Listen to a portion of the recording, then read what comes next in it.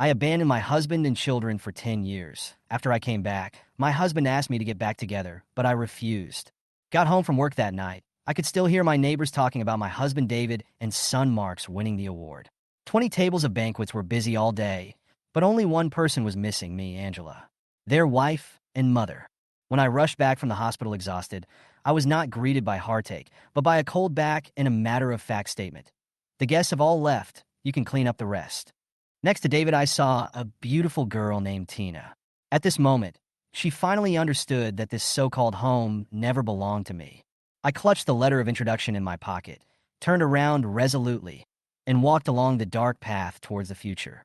No one knew that I would be gone for 10 years. I really wanted to know if they had contacted me in these 10 years. The story goes like this. My husband David and son Marks won a big prize for their successful research project. This event caused a lot of discussion in the village. They were obviously very proud of it, and they set up 20 tables of banquets to entertain the villagers for a whole day. That week, I was busy delivering babies in the hospital. No one informed me of the celebration party. When I got home, I saw that the party was over and the yard was in a mess. David didn't explain anything, and his son casually handed me a pot of leftovers. I looked at their indifference and felt like my heart was cut by a knife. At that moment, I knew that I could no longer have hope in them. That night, I made a decision. I chose to leave this home and pursue my own future. As a team doctor, I joined a closed chip research project and was away for 10 years. At first, the Fu family father and son might have thought I was just throwing a tantrum, but later they gradually realized that I really left. Even the flower pot on my windowsill, my most precious flower, dried up and died because of my departure. They panicked, but that is a story for later. Back to that night, I hurried home along the dark country road. My clothes were still stained with blood, and I fell into a puddle, looking very embarrassed. In order to avoid being laughed at by the ants, I hurriedly took off my coat after returning home. However, the moment I stepped into the house, I was heartbroken by the scene in front of me. The yard was full of garbage and no one picked it up. In the yard, there was a strange woman standing, David's junior sister, Tina. She was reaching out to clean the table, her nails shining. However, David immediately stopped her and said in a gentle tone that was unfamiliar to me, "Your hands are not meant for these things. Leave them there. Angela will clean them up later. Go have a cup of tea and take a rest."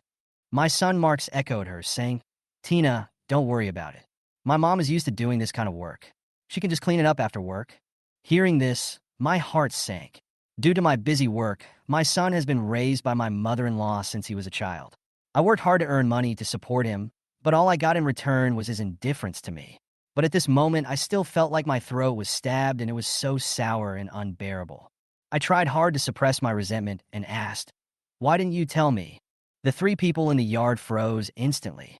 Tina's face showed embarrassment. David looked at me, slightly stunned, but without any guilt. He said coldly, "You won't understand scientific research even if I tell you." My son also frowned, probably thinking I was being unreasonable. He held the rice and poured water on it, his movements full of impatience with me. "So, this is why you set up a banquet with more than a dozen tables and brought Tina back from afar, but kept it a secret from me? As a wife and mother, I don't even have the right to have a meal with you." The air became condensed, and the yard was dead silent. The dirty water and blood on my body had already made me look miserable, and the pain in my heart made my body tremble slightly. I saw a trace of guilt flash across David's eyes, but it was fleeting, replaced by anger. He grabbed a few bills and slammed them on the table. "You made so much trouble just for the bonus, right? I'll give it all to you. Is that enough?" At this moment, I felt my scalp tingling and my temples throbbing. I wanted to refute, but was interrupted by his tough tone. "Can you please be quiet for a while? Angela, I will take my son and you back to the capital tomorrow morning. Just tonight, please, can you please be quiet for a while?" My son Mark stood up for his father and frowned and blamed me. "Mom, today is a day worth being happy. Why are you always like this?" That night, I was completely heartbroken. All the years of forbearance, hard work, and indifference I had endured became insignificant at that moment. In their eyes, I was just a person who could be ignored at will. I raised my head, and my eyes fell on the tall boy in front of me. He was no longer the little guy who would pull me to hug him. He no longer held my arm tightly and insisted that I take him to school because he was afraid of encountering dogs on the way to school. He had grown up and became excellent and dazzling. Now, he has been admitted to Capital University's junior class. At a young age, he has won a scientific research award and has become a well-known genius. However, his excellence is like an invisible knife, severing the connection between us. He is becoming more and more like David, and all I feel is distance and indifference. The anger and grievance in my heart surged, but I finally suppressed it. Just like the enthusiasm, it eventually cooled down a little bit. I turned to look at David. His expression was as cold as a stone. I could only respond calmly. Okay, I won't say anything. He snorted and turned around to take Tina and Marks into the house. He even said to Tina apologetically, "The conditions in the countryside are not as good as those in the capital. You can only bear with it for one night." Their voices gradually disappeared behind the door, and I could only stand in the moonlight, staring blankly at the messy yard and enduring the strange looks from the neighbors. In the yard, the leftovers from more than a dozen tables had begun to freeze, and the ground was littered with cigarette butts, used firecrackers, and sticky rice grains. Everything seemed so messy. Suddenly, I realized that this place has never been my home. I remembered when I married David. He said to me with tears in his eyes, "I'm sorry you've been treated unfairly here, but I'll come back to see you often. When I settle down, I'll take you to the capital." But now, 15 years have passed, and those words have long become empty promises. In the quiet night, I sighed softly, reached into my pocket, and touched a letter of introduction. In the past, I couldn't let go of my husband and son, but now, I finally understand that maybe I have nothing to worry about anymore. I clenched the letter, picked up some money from the table, packed a few things, walked out the door, and left the place. The next journey was the first time I had traveled alone in all these years. Although I was a little nervous, I had made up my mind. I had earned several times more money than David in these years, and now I had money in my pockets. I was not afraid. Under the moonlight, I walked for a long time and finally met an old man who drove a tricycle into the county town overnight. I gave him $5 and asked him to give me a ride. The old man recognized me, and when he learned that I was going to the capital, he couldn't help but sigh and dissuade me. "David asked you to stay in the countryside. If you run away like this secretly, David will definitely be angry with you. Not to mention that his mother is paralyzed at home. This is not a joke." I opened my mouth to explain that I didn't go to the capital for David, but I swallowed the words when they came to my lips. Over the years, everyone in the village knew that I loved David completely. But who would believe that I really wanted to let go now? It was late at night when I arrived at the county town. I stayed in the train station all night until noon the next day, when I finally boarded the train to the capital. The noise in the carriage and the shaking of the train made me feel a little uneasy, but the more I felt this way, the calmer I felt. It was 3 days later when I arrived in the capital. I went straight to Capital University and found Professor Zhou with a letter of introduction. In addition to him, there was another person in the professor's office who made me feel very familiar: my senior brother Johnson. More than 10 years ago, we studied medicine together. For the sake of my husband and taking care of my mother-in-law, I fell into the countryside, while he was already a well-known doctor in the capital hospital. After hearing my explanation, Johnson's expression was full of surprise. "Have you really thought about it?" I heard the man say coldly, "I'm afraid you will be disappointed. Your husband David has changed his mind. He submitted a report saying that he would not participate in the chip research." These words made me a little dazed for a moment. Before, I followed David to the capital, and my life was completely disrupted.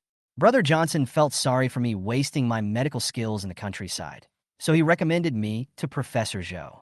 It was also because of his recommendation that I had the opportunity to get Professor Zhou's letter of introduction and join the closed chip research team as a team doctor. At first, I was eager to join this research team for a simple reason: David was going to participate in this study. But now, this obsession has no meaning. I took a deep breath, cleared my mind of distracting thoughts, and nodded firmly. Yes, I have made up my mind. Even if David doesn't go, I will go anyway. Professor Zhou looked at me seriously and said, "This research is extremely important and very demanding. Even if you are just a doctor and do not directly participate in the research, once you join the team, you will be responsible for the diet, daily life, and physical health of the researchers throughout the process. This kind of closed research can take as little as 8 to 10 years, or as long as several dozen years, and no one can quit midway." His eyes locked onto mine, as if to confirm my resolve. I answered without hesitation, "I understand, Professor Zhou. I have thought it over and will not be easily shaken. I don't have scientific research ability, but I have medical skills. I hope to do my part for national construction and to protect scientific researchers. Professor Zhou's eyes were moist. He held my hand and said with a touch of emotion, "Welcome to join us." Johnson beside me also patted my shoulder gently and showed a rare smile.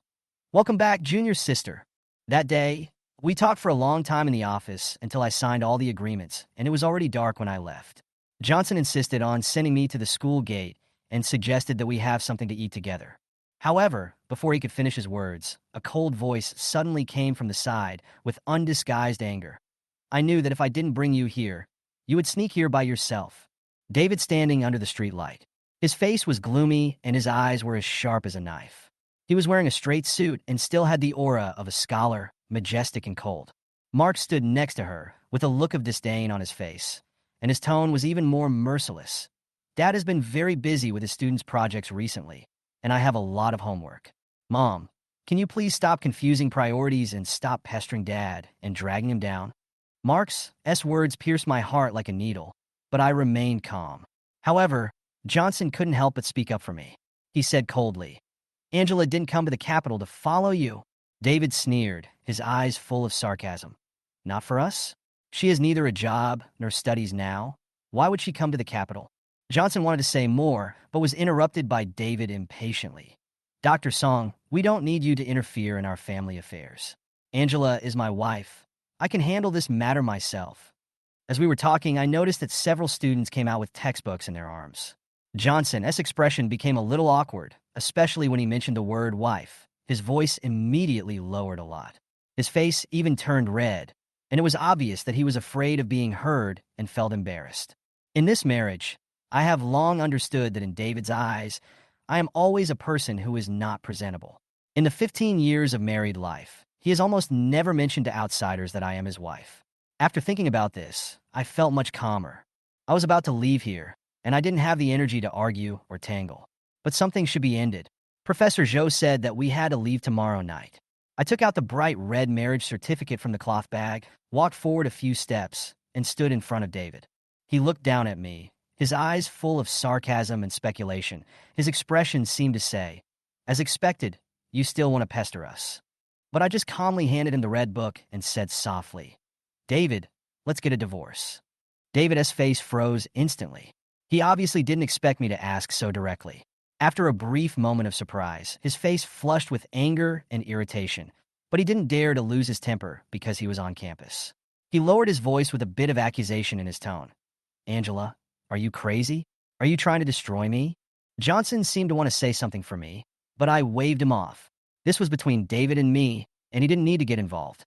After the people around me left, I looked straight at David, and there was no emotion in my heart.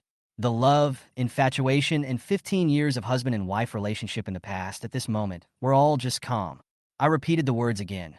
"You have the wife you want to marry, so let her take care of your mother who lies in bed all day. And I don't want to waste time like this anymore. So, divorce." Hearing this, David's expression became even uglier, and he even subconsciously raised his voice. "Angela, don't talk nonsense. Tina and I are innocent." Actually, I didn't mean to say anything to Tina. I just wanted to point out that he didn't love me at all these years. In his heart, I was never the ideal wife. There were many words on the tip of my tongue, but I felt that there was no need to say them. In the end, I just sighed softly. "Anyway, let's get a divorce. Not many people in your school know about our marriage, and divorce won't affect your reputation." David Adams' apple moved up and down a few times, and he wanted to say something but couldn't. He was a person who attached great importance to his reputation, and divorce was not only a rift in his family, but also a blow to his reputation. Marx frowned and said impatiently, "Mom, that's enough. Dad is being evaluated as an associate professor. Can't you just be quiet and stop making trouble?" I had clearly made my words clear enough, but they didn't seem to understand, or didn't want to understand. I didn't waste any more words, just put the marriage certificate back into my bag and said calmly, "If you don't want to get a divorce now, then we can talk about it later." When I turned to leave, I suddenly felt someone grabbing my wrist. I looked down and saw David's cold, white, slender hands. To be honest, this scene was a little funny. In the past, when I came to the Capitol with him, he always kept a distance from me for fear that his students and colleagues would notice something. We kept a distance of more than half a meter when we walked on the road. But now he grabbed me in front of everyone, as if he was afraid that I would run away. I was a little shocked, but mostly amused. How unpredictable things really are. David's voice came from behind, in a low voice, with obvious anger and a bit of awkwardness. Angela, why are you suddenly crazy? I was already a little impatient, so I replied directly. I said leave. Before I could finish my words, he suddenly exerted force with his palm and pulled me forward, making me a little unsteady. With a dark face, he dragged me to the street and said in a cold tone, don't you want a divorce? Let's go to the family compound and sign the agreement now. You can't sign it standing on the street, right? For a moment, I thought I had heard wrongly. When I came to the capital with him before, he was always very secretive, afraid that people would find out that we were a couple. He would rather spend money to take me to a small hotel with simple conditions than let me step into his so-called family compound. But now, he actually took the initiative to mention going to the family compound. But these things are no longer important. I only have 2 days left to deal with the divorce, and the sooner it is done, the better. I didn't say anything more and obediently followed him to the street to wait for the bus. Behind him, Mark stood there, his face gloomy enough to drip water. David turned around and said coldly, let's go together and solve the custody issue. Mark replied coldly, I don't need you to worry about me. I can support myself. He was 14 years old, and with scholarships and research allowances, he really had enough food and clothing. After saying this, he turned and walked in the opposite direction without looking at us again. The atmosphere suddenly became tense. At this moment, a sweet female voice came from behind. David! I didn't turn around, I just glanced at David. Sure enough, his expression instantly became a little gentler. This reaction, no further explanation is needed. The person coming is Tina. Tina spoke softly, as if she was afraid of scaring someone. I'm just about to go to the family compound to look for Teacher Zhang. I'm on my way. Want to come with me? Not long after, the bus arrived, and the crowd at the station rushed to the door like a wave. When David got on the bus, he naturally helped Tina and helped her get on the bus first. His movements were so skillful that I wondered if he was used to doing this. After he got on the bike, he seemed to suddenly remember something and turned back to look at me. I was squeezed in the back by the crowd, struggling to move towards the door. His eyes swept over me, and a moment of embarrassment flashed across his face. Human instincts cannot be deceived. Helping Tina get into the car was his first reaction, and I was not his priority from beginning to end. I stopped looking at him and continued to squeeze into the car with the crowd. The moment I looked away, I felt a sense of relief. It's okay, it will be over soon. David felt guilty for helping Tina get on the train, so he pretended to care about me and asked me to stand in front of him, and even deliberately kept a little distance from Tina.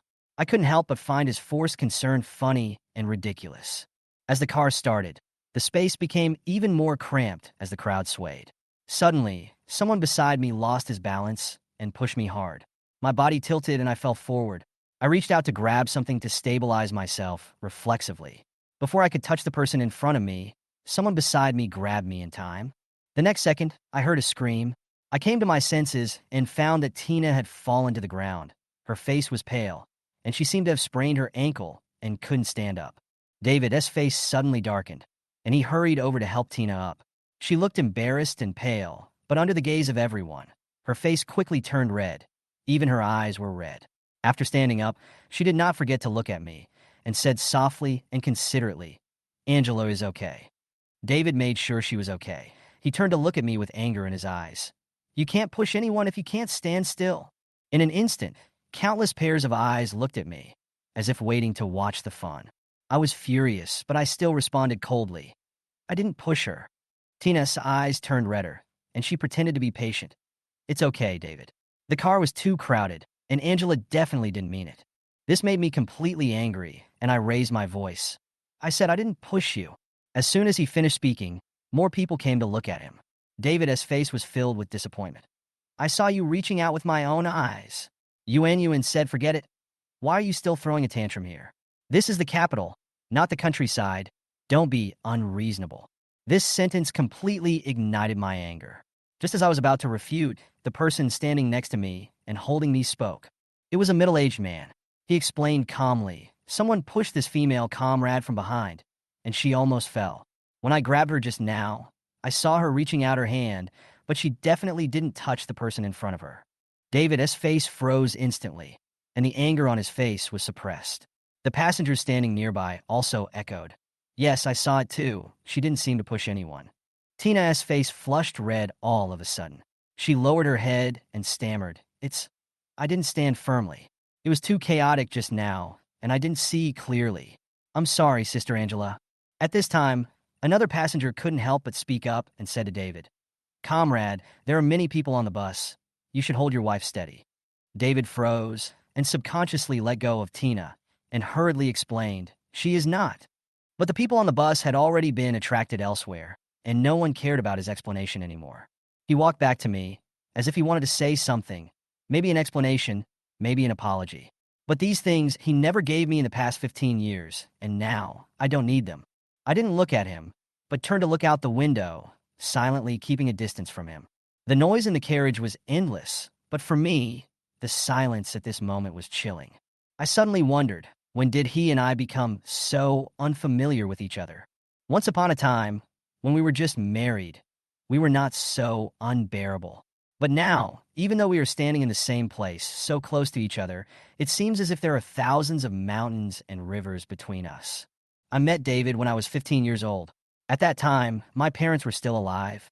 My father was injured in the war and has been in poor health since then, unable to do heavy work. My mother is a traditional Chinese medicine practitioner and opened a clinic in a small alley in the capital. The location is remote, and there are no new treatment methods compared to those of Western medicine, so not many people come to see the doctor, and life is hard. The first time I met David, he was only 18 years old. He was wearing a set of coarse cloth clothes that were so old that they looked white. He brought his mother to see my mother for treatment. My mother always charged very little for her medical consultations and medicines, and after that, he brought his mother to visit more frequently. Later, as an orphan and a widow, their lives became increasingly difficult. One time, David mustered up the courage to ask my mother if he could pay the medical bills for a few days in advance. His face was as red as the sunset glow in the sky, and even the tips of his ears were red. My mother herself was not well off, but she still agreed with a smile. David probably felt bad for owing medical expenses, so from then on, he always took the initiative to help me with my studies. When I was struggling with my studies, he always taught me patiently and in detail. Sometimes he even took the initiative to pick me up from school on behalf of my mother. He is a very patient man, with handsome features and gentle and polite speech. Perhaps it is in those small moments of companionship that he has become the most important part of my life. When I was 18, my father died of illness from years of overwork. My mother was so sad that she had a heart attack in the hospital, vomited blood, and died with my father. Since then, I have become an orphan. My grandparents are long gone, and my grandparents also died in the war. I have no relatives or friends in this huge capital, and I have no one to rely on. At that time, I even thought about ending my life. David and his mother rushed over. When his mother saw me, she hugged me, wiped her tears, and said, Don't be afraid, kid. We are still here with you. Annie and your elder brother, Fu. David, who was not good at comforting people, could only stand beside me silently.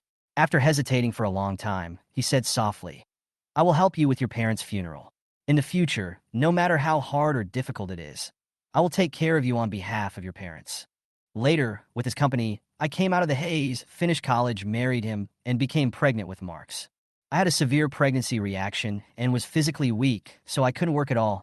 At that time, the capital's expenses were too high, and David had just started working, and his salary was pitifully low. I remember one day, I went to his school to look for him, and I ran into him squatting outside his office, chewing a cold, hard steamed bun in the middle of the day. At that moment, I suddenly understood that he had always been a responsible person, but he had too much on his shoulders. His mother was in poor health and had been bedridden for years, and the pressure of family life was all on him alone. So, I took the initiative to suggest that I go back to my hometown in the countryside with his mother and live there until I give birth to the baby. That night, David sent us to the train station in the countryside. He was reluctant to leave me, so he held my hand and said over and over again, When I settle down and get a house or rent a place, I will take you back to the capital immediately. That was the first time I saw his eyes red. During the 3 days and 3 nights on the train, he held my hand almost the entire time like a child, fearing that I would get lost. Later, I returned to the countryside, thousands of miles away from him. He missed me because of his busy work, but it was difficult for him to come back. So he started writing to me every month. His letters were always filled with several pages of writing. He would write about which colleague got promoted today, which child he saw fall tomorrow, and even the first maple leaf falling from a roadside tree in a vivid and interesting way. Sometimes he would stuff all kinds of small things into the envelope. Souvenirs from lectures, pretty leaves, small pictures. Later, he thought these were not enough and actually started to learn to paint. I still remember that David often included a few drawings in his letters. His handwriting was clumsy and his painting skills were rusty, but he tried hard to draw things he found interesting and send them to me. At that time, I thought he must have really loved me.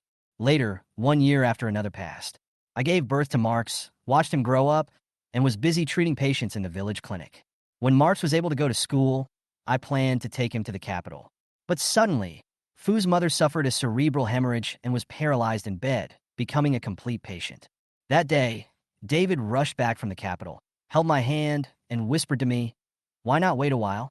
Marx will go to the capital with me to study first, but my mother needs someone to take care of her, so she can't travel so far.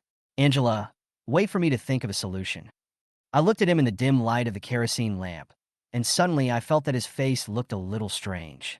Over the years, we have been separated by thousands of miles. He can only come back a few times a year. Even if he comes back, he only stays for 2 or 3 days at most. The distance between us is getting farther and farther, and we can hardly even say a few words. His letters have not been sent to me for a long time, and I feel uneasy. That was the first time we had an argument. I was crying and speechless. He wanted to hug me, but I pushed him away. He frowned, his face full of disappointment. "Angela, it has not been easy for me these years." Afterwards, he took Marx to the capital. After that, he started writing letters again, but the content of the letters became noticeably less, and the words became perfunctory. Marx gradually became outstanding in the capital, but as a mother, I talked less and less with him. Occasionally, David would bring Marx back. His son would sit in front of me, and we would always be speechless. We became more and more distant. My mental state became worse and worse. I wanted to leave several times, but I couldn't bear to leave Fu's mother behind. I couldn't let go of those villagers who were sick and poor and relied on me for medical treatment. On Marx's 10th birthday, I finally couldn't bear it anymore. I entrusted my mother to a neighbor and took the train to the capital alone. I was exhausted after traveling so far. As soon as I arrived at the school gate, I ran into Tina and David, walking out intimately. At that moment, the string that had been tense in my heart for many years was completely broken. Without thinking, I rushed over and slapped David hard and slapped Tina in the face. Then, David angrily explained that Tina just had a sudden migraine and couldn't stand steadily, so she helped him up. I didn't listen. I couldn't hear a word. This was the first time I had a serious argument with him. Since then, my relationship with him has completely changed. Come to think of it, I should have left at that time. My thoughts were brought back to reality, and I had already walked into the family compound. David and Tina were walking in front. I was still thinking about what had just happened, so my pace slowed down and I was left behind by them without realizing it. They seemed to be talking about school matters and didn't notice me at all, until a man came out from the courtyard and greeted them with a smile. "Xiaozheng, you're here with David again." David's expression changed instantly, like a cat whose tail was stepped on, and he said anxiously, "Teacher Zheng is here to see Lao Zhang." The man was stunned for a moment. Then he noticed me following behind him and immediately laughed awkwardly. "A fellow villager is here, just kidding, just kidding." After the man left in a hurry, David turned around and his eyes fell on me, who was far behind. His brows were tightly knitted and his tone was unfriendly. "What's wrong? Can't you walk?" I said calmly. "No need to trouble you. I just came here to get your autograph and leave after signing." As soon as these words fell, Tina immediately showed a curious look and asked softly, "Sister Angela, what do you want to sign? Is there anything I can help you with?" David's face darkened completely, as if he was suppressing a ball of anger. He turned his head, glanced at Tina, and said in an unquestionable tone, "You should go and do your work first. Lao Zhang should be home." Tina nodded, looked at me one more time before leaving, and left with a smile. David slowly. Now, I didn't even have the desire to argue, and I didn't think I could offend him. But David stared at me with more and more obvious impatience and anger. Without waiting for me to get close, he walked over to me, grabbed my hand, and forced me inside. There were many teachers coming in and out of the family compound, and I couldn't help but remind him, "You're prone to gossip if you do this." His grip was so strong that my wrist hurt and my veins popped out. He was obviously very angry. He sneered, "Let them talk, Angela. We are a legal couple. Why should we be afraid of what others say?" I couldn't help laughing when I heard this. It was a mocking laugh. Over the years, he has never so confidently acknowledged our relationship. David looked at me. His expression was almost colorful and certain. What are you laughing at? What's so funny? I walked into his room and took a quick look. The furnishings there were simple, with black, white, and gray as the main colors. There was only a bed and a desk, and it was so clean and tidy, as if no one lived there. However, the music books and a beige silk scarf on the desk are particularly eye-catching. David's eyes also fell on the scarf, and his expression froze. He stepped forward and pretended to put the thing away nonchalantly, but his tone was deliberately natural. Maybe a teacher walked into the wrong room and left something behind. Tina wearing that scarf. As for the book, it's not hard to guess that Tina teaches music. David and I have wasted so many years together that our love has long been exhausted. What remains is only the affection we have for each other and the bond we have in raising children together. But at this moment, that little bit of affection has been completely exhausted. I stared at the scarf, wondering if I had completely let it go. But surprisingly, my eyes still felt a little hot. It had been 15 years since I walked into this housing estate, and I saw this scene. I blinked, trying to clear the fog in front of my eyes. When I opened my eyes again, the ups and downs in my heart seemed to sink to the bottom of the lake, returning to dead silence. That's it. It's all over now. I took out the divorce agreement that I had prepared long ago from my bag and placed it on David's desk along with a passbook. His tone couldn't be calmer. Sign it. My household registration is in the capital, so I can do the formalities here directly. If you have time, it would be best if you can get it done today. I paused and pointed to the passbook. Here is your salary over the years. I don't want the portion that should be given to me. Just consider it as Mark's child support. He didn't raise his head, didn't even look at me, just lowered his head and fiddled with the desk that was already as tidy as a model room. I was patient and waited quietly for him to speak. After a long time, I heard his hoarse voice with an indescribable emotion. Angela, am I really that bad? I was stunned for a moment, not understanding what he meant, but I answered truthfully. For me, yes. Infidelity in marriage is bad enough. Perhaps my answer stung him, because I clearly saw his hands tremble as he was tidying up his desk. His movements became a little unnatural, as if he had lost his composure, and he began to rummage through the drawers that were not in a mess to begin with. After a while, a few yellowed papers were turned out from the drawer and gently fell to the ground. It was a letter from more than 10 years ago, and my handwriting was still on it. Those were the days when he used to write to me frequently, and I occasionally wrote back to him. Although the paper was yellowed, the handwriting was clearly legible, and my eyes involuntarily fell on the top letter. Even after more than 10 years, I can still seem to see the loving self I once was. Zhao, I'm fine. Don't worry about me. Just focus on your work. I'll take good care of Mom and Shaoli. Zhao, you don't have to send me any more money. The hospital has increased their salary, and I can't spend it all. Keep it for yourself and buy a cotton coat when the weather gets cold. What happened to the money I helped him save? How many silk scarves did he buy for Tina? How many Chongsams did he order? How many meals did he eat with her? And how many plays did he watch with her? Actually, he thought I knew nothing, but I knew everything. I am an orphan with no one to rely on, but I can never forget his kindness to me and the kindness of Mother Fu. However, all this cannot change anything. I saw him picking up the letter on the ground. His hands were shaking slightly, his eyes were red, and he looked sad and funny. I whispered, David, there's no need to say anything more between us. Let's just part ways amicably. I'm leaving tomorrow, and I have to find Johnson and Professor Zhou to prepare the final work before I leave. Everything should be over, and this relationship that should have ended long ago should also come to an end. I put the divorce agreement on David's desk and whispered, tomorrow at the latest, if you have time, we'll go and handle the paperwork. After saying that, I turned around and walked out of the family compound. As soon as I stepped out of the door, it started to rain heavily without any sound. David chased after me, his voice trembling, a tone I had never heard before. Angela, many things are not what you think. I don't want to get involved with him anymore. For some things, I believe everything I see and don't need him to explain it again. I hesitated for a moment, but decided to walk straight into the rain. David's shouts behind me gradually faded away. At this time, Tina's voice came from a distance. David, I forgot to bring an umbrella. Can you take me to the car? David's voice disappeared completely, and I walked towards the bus stop on the street in the heavy rain. The rain above my head suddenly stopped. I looked up and saw a black umbrella appear in front of me. Looking back, I saw Mark standing behind me, his brows furrowed, his mouth tightly shut, not saying a word. I was stunned for a moment. You, why are you here? Marks had clearly left first, and I thought he had gone back. He still didn't answer, still had a stern face, and looked at a loss. If it were a few years ago, I might have thought that he followed me secretly because he felt sorry for me. But now, I know I shouldn't be so sentimental. He didn't want to talk, so I didn't ask any more questions. I just let him hold the umbrella and follow me silently. We walked for a long time until we finally got on the bus. The bus was still crowded.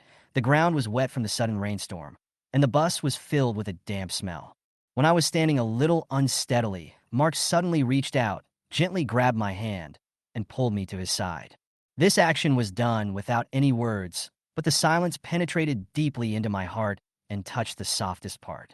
I looked down at him, and he turned his head away somewhat awkwardly, still saying nothing. It was then that I suddenly realized that the little boy who always stuck to me and spoke in a baby voice had grown so tall. I looked up and realized that I had to tilt my head back to see his face clearly. When we got off the bus, the rain had stopped. Marks, after some inner struggle, reluctantly took off his coat and tried to give it to me. My eyes were filled with tears, and I took the clothes, but in the end I put them back on. I buttoned up my shirt one by one, straightened my collar, and tightened it a little. She raised her head and looked at his cold eyes.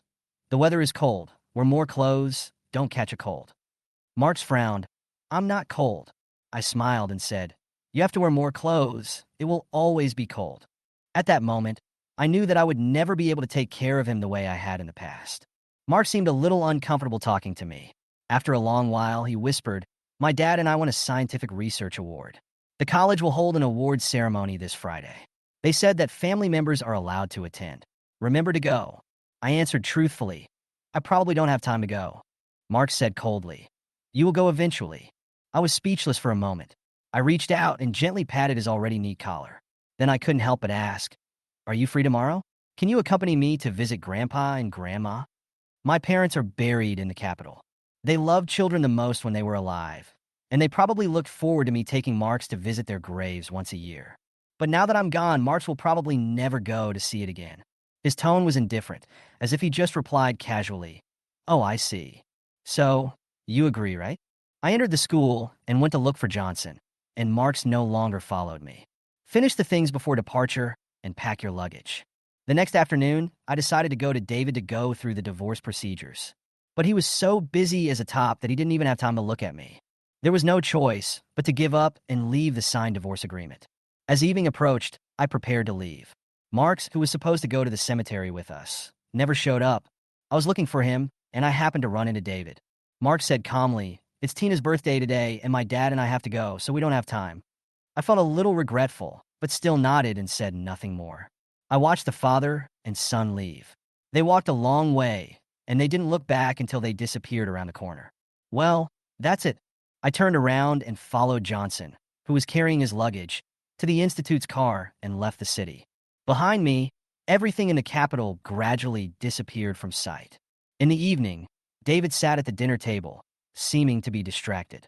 Tonight is Tina's birthday, and many teachers and seniors came to the school. Tina's father is a retired professor and David's former teacher. It was the old professor's daughter's birthday, so naturally there were a lot of people coming. Everyone was chatting animatedly, and the atmosphere gradually became relaxed. The topic gradually turned to David, and someone joked, David and Yuan's relationship is still so good. David's thoughts drifted far away, his head filled with images of Angela.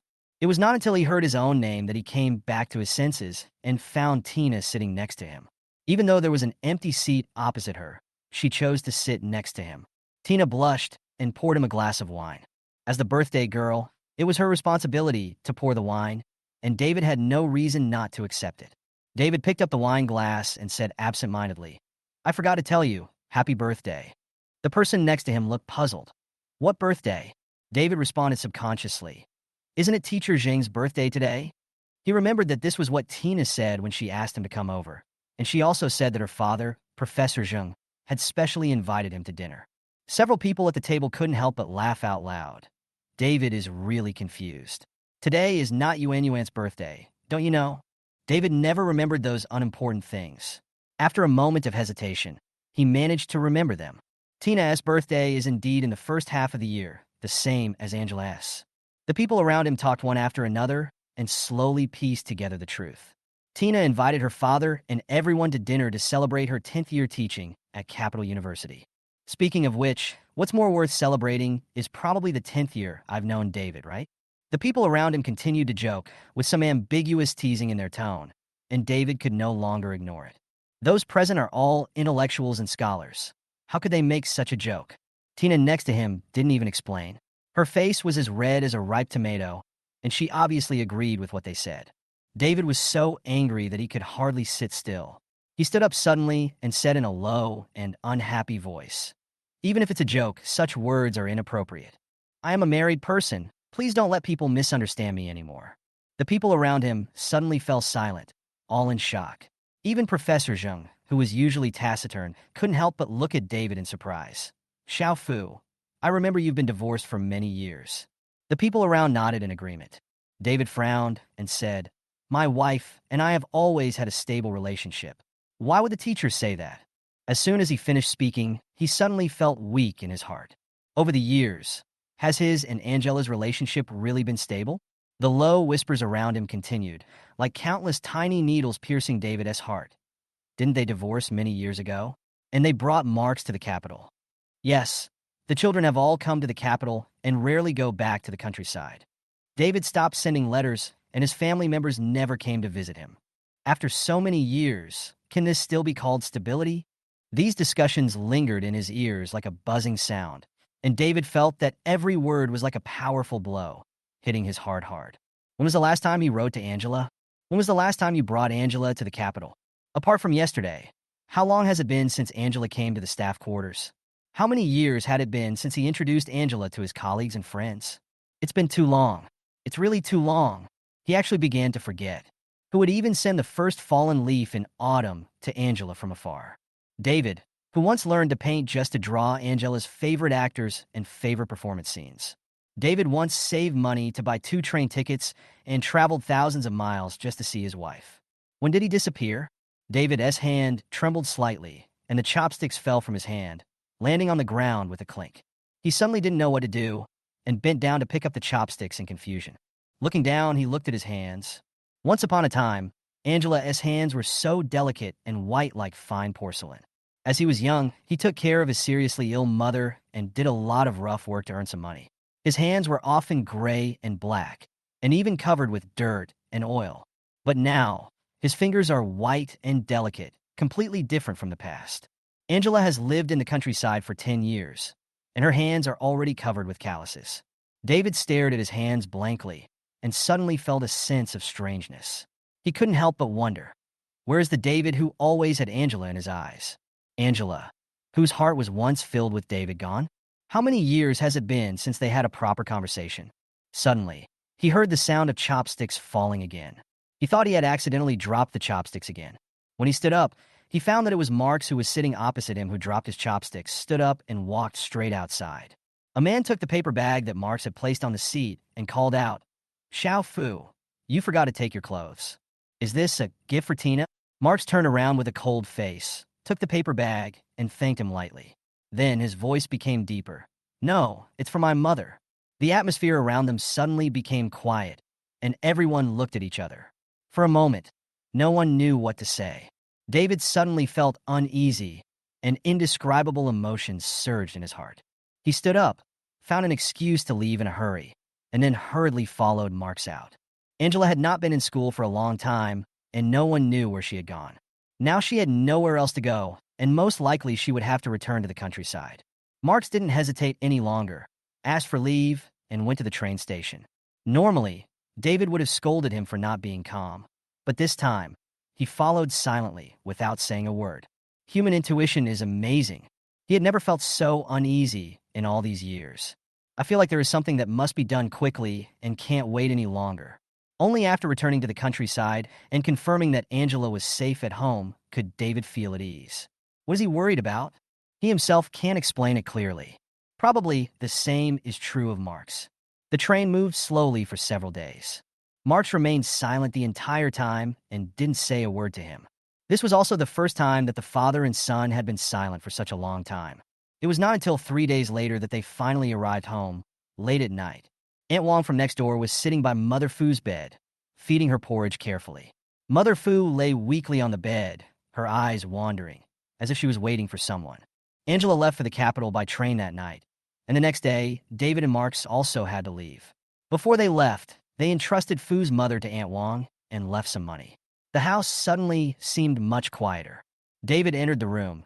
He looked around anxiously, his eyes showing anxiety, but he couldn't see Angela.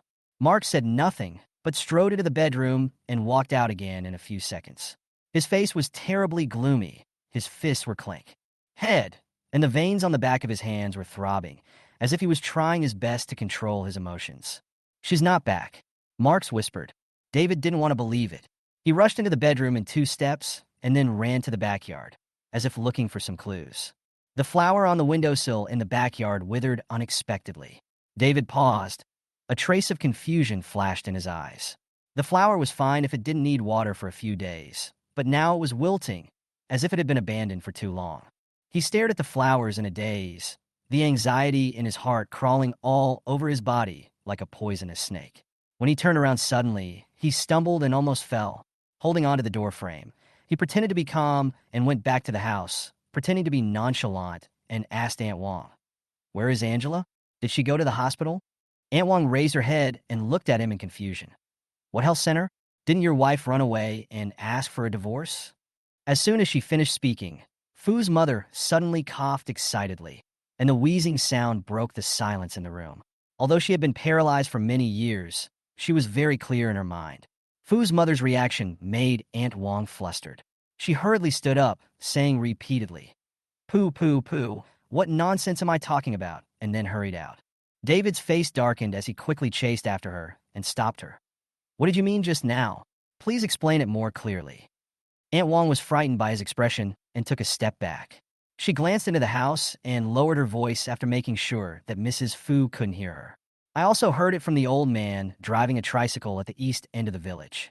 Your wife asked him to take her to the county town that night. She said she wanted to take a train to the capital. She also said she wanted to divorce you and would not come back." She paused, frowned, and added, "It seems that he also mentioned something about chips or iron sheets. Who can understand it?" This sentence was like a bolt from the blue that exploded in David's head. He froze in place, as if he had forgotten to breathe. Aunt Wong saw this and pouted her lips and muttered, "Look at you, isn't it just right to get divorced? If you don't come back all year round, you'll just be a nanny working for nothing."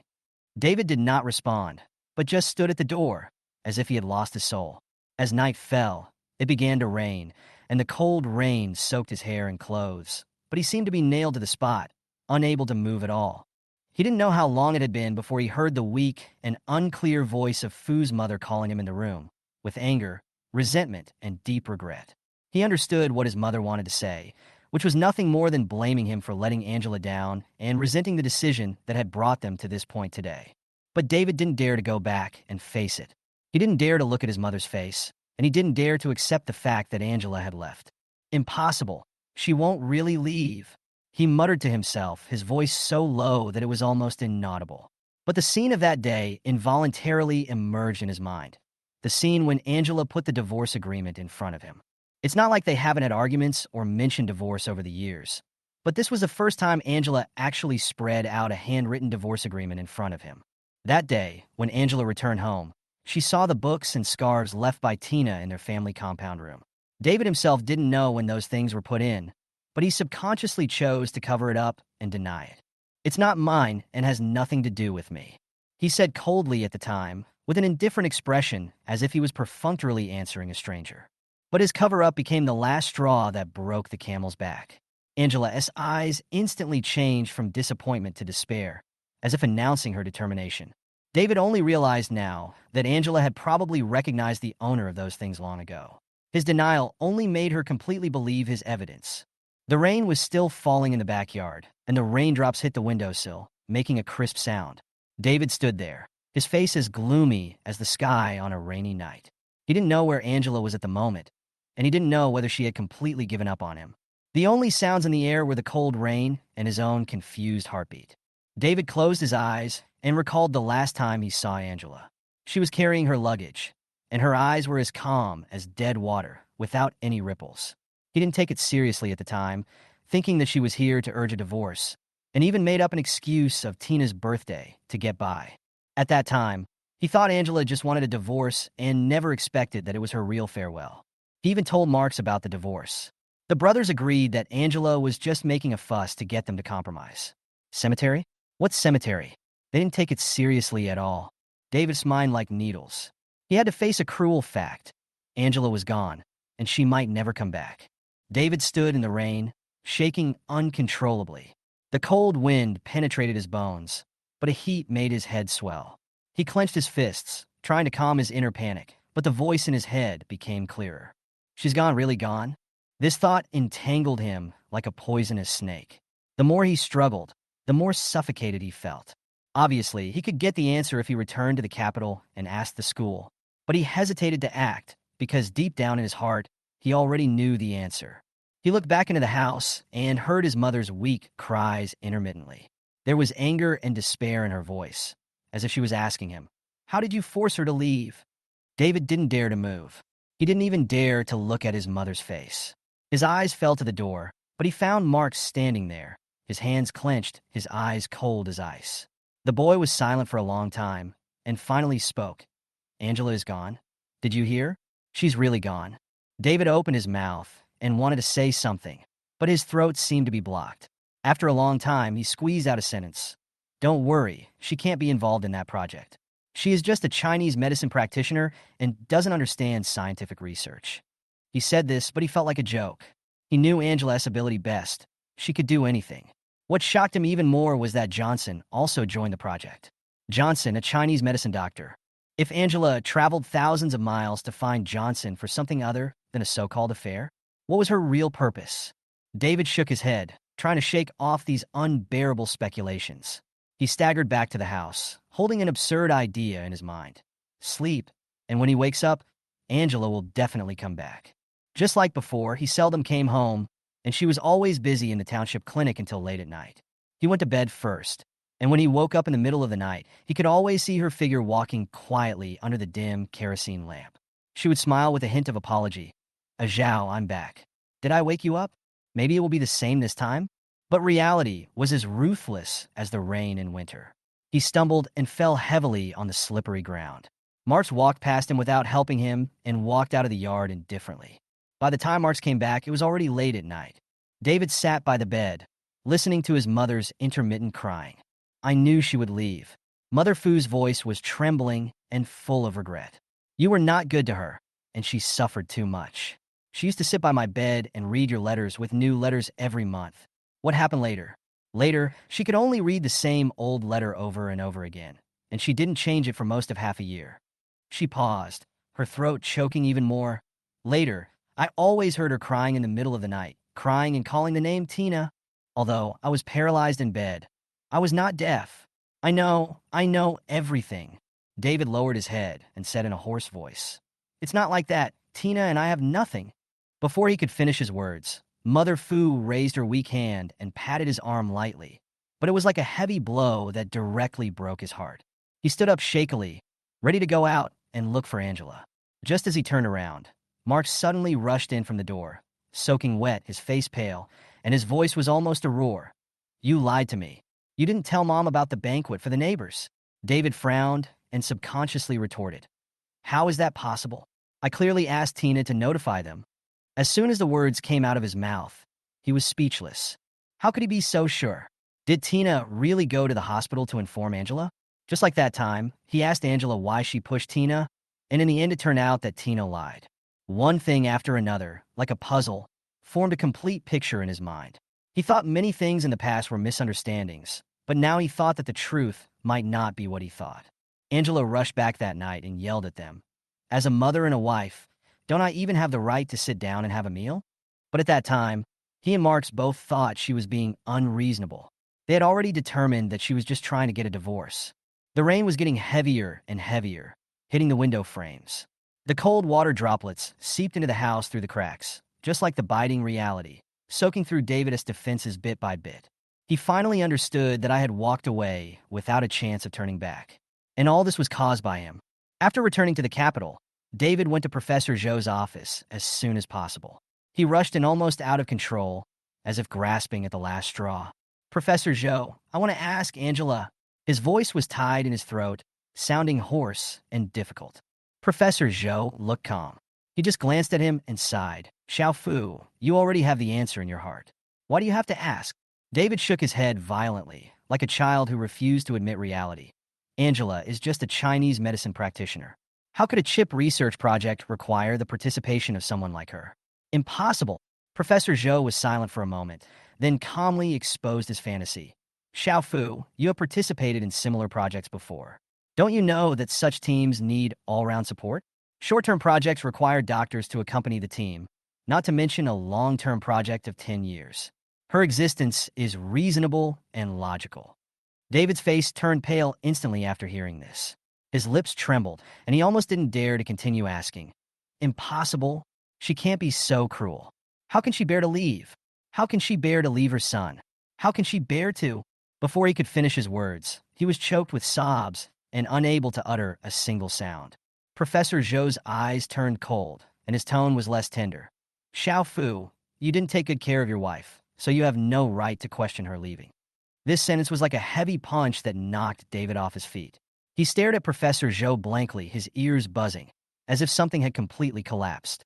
Professor Zhou continued. Were you not aware of the rumors at school? Many people talked about your relationship with Tina, but only a few knew that you had a wife. Have you ever clarified those misunderstandings and rumors? David opened his mouth, but found that he couldn't refute.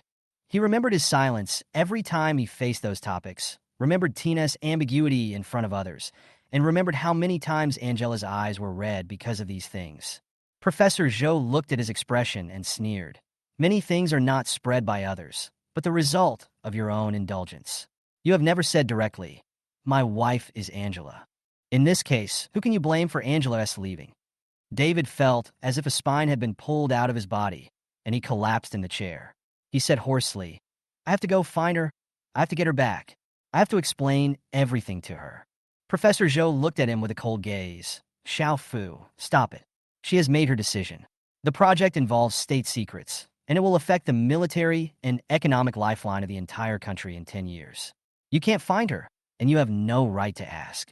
This sentence, like a huge rock, completely blocked David's last hope. He knew that Professor Zhou had not lied to him. The confidentiality level in this field did not allow him to take any chances. He couldn't find her again. David staggered out of the office, barely able to stand steady by holding onto the wall. He didn't know where to go next. There were students waiting for him to teach and experiments waiting for him to lead, but he felt like he couldn't even take a step forward. There was only one thought in his mind: find Angela. He wandered aimlessly on the street, his steps unsteady, like a lost soul. It was not until late at night that he mechanically returned to the family compound. When he opened the door, the room was dark.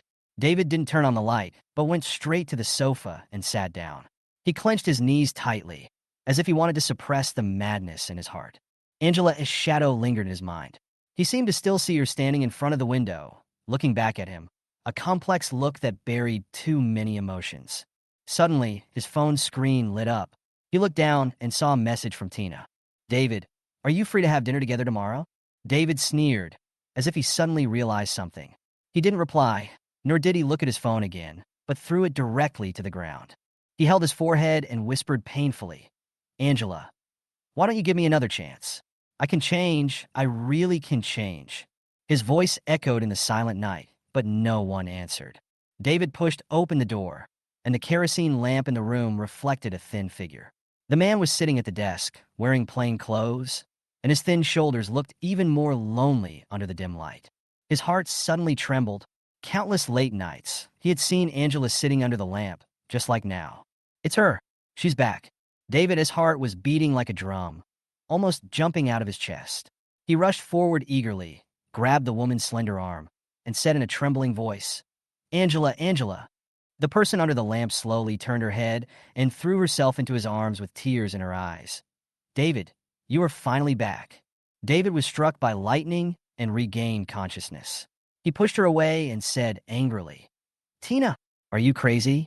Who allowed you to break into my room without permission? This is illegal. Don't you know?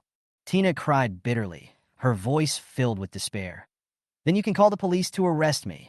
My dad knew you were not divorced, so he slapped me and kicked me out. I have nowhere else to go, David. You are all I have." She cried, rushed over to hug him again, choked and whispered, "I have been waiting for you for so many years. Your relationship with Angela has long been gone, right? Everyone in school knows that we are a couple. David, you should give me an explanation." Her voice echoed in David's ears, but he could no longer control his anger. He pushed her away, his tone as cold as ice. "Tina, for so many years, I have always taken good care of you because you are Professor Zhang's daughter. But you actually have such a dirty mind. It makes me sick." Tina fell to the ground in embarrassment, but a bitter smile appeared on her face. "Disgusting? David, how good have you been to Angela? How many times have you gone back to see her? Have you ever given her a day of warmth?" She raised her head, a mad hatred welling up in her eyes. "You talk about being righteous and moral, but haven't you accompanied me to watch plays over the years? You even bought me clothes." David's face turned pale and his voice was hoarse. "I never bought you clothes. Professor Zhang asked me to pass them on to you. As for the play, I went to see it because Angela liked the performance of that actor. I drew the whole set and sent it to her." His words made Tina's laughter even more shrill. "You know what? I didn't even invite Angela to that party. She waited like a fool until the party was over before she realized she had missed it. Also, on the bus that day, I deliberately pretended to be pushed down by her. It's her fault for always monopolizing you." Tina's eyes became cold and twisted. In this era of free love, her old-fashioned arranged marriage should be kicked out of your world as soon as possible. "It was her ignorance that forced me to take action." David heard this, his eyes went dark, and the anger in his chest almost burned him to ashes. He raised his hand and almost slapped Tina in the face. "You hurt her! You hurt her!" His voice was hoarse and broken, but his hand finally stopped in midair after he raised it high. It was as if all the strength in his body had been drained away, and he couldn't swing it any further. Tina looked at him coldly, with a look of crazy calmness in her eyes. "Go ahead and hit me. Even if you kill me, can Angela come back? You were the one who drove her away." Her words were like a sharp knife, piercing his heart. He let go of her hand and fell into the chair. "Yes, Angela can't come back. Even if she comes back 10 years later, their relationship will be over." David walked out of the family compound in a daze. The streets were empty at night, and the cold wind blew him like a lost soul. Not far away, a figure with the same dejection was walking towards him. He looked up and saw that it was Mark's. Mark's voice trembled a little. "There is an awards ceremony at school on Friday. Mom promised me that I would come." David was stunned and seemed to see hope. He murmured to himself, "That's good, that's good." They survived until Friday, relying on this illusory hope. In the award ceremony hall, Marks took the stage to speak, his voice calm and composed. However, David knew that his eyes kept glancing at the door, and his undisguised expectation had already betrayed him. David sat in the audience, dressed in a formal suit, with his back straight, but his eyes kept looking towards the door of the auditorium. His hands were tightly gripping the armrests of the chair, his knuckles turning white. Angela will show up. She will definitely show up. However, the ceremony was over, and the familiar figure still did not appear.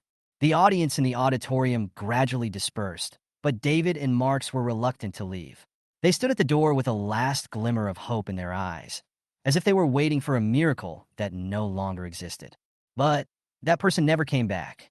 David and Marks, one standing on the stage and the other sitting below. The auditorium gradually emptied.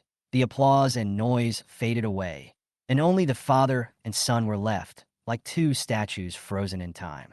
Until a teacher came forward and whispered, "David Xiaofu, the ceremony is over." When she said the end, she meant the award ceremony. But for them, it was more than that. A certain bond, a certain relationship, also came to an end on this day.